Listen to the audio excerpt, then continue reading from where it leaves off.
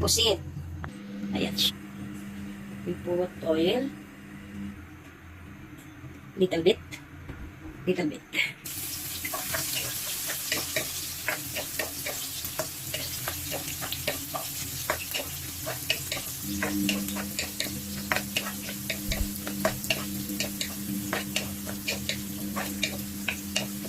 We put the pusit na. We're gonna make it like this one.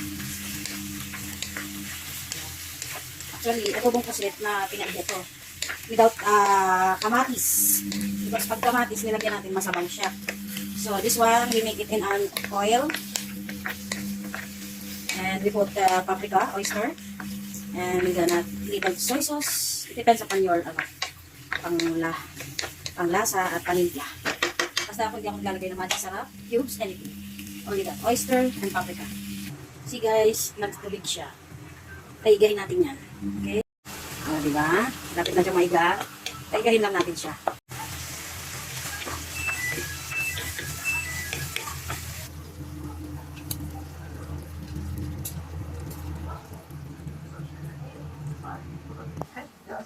Yeah, may pusit ado.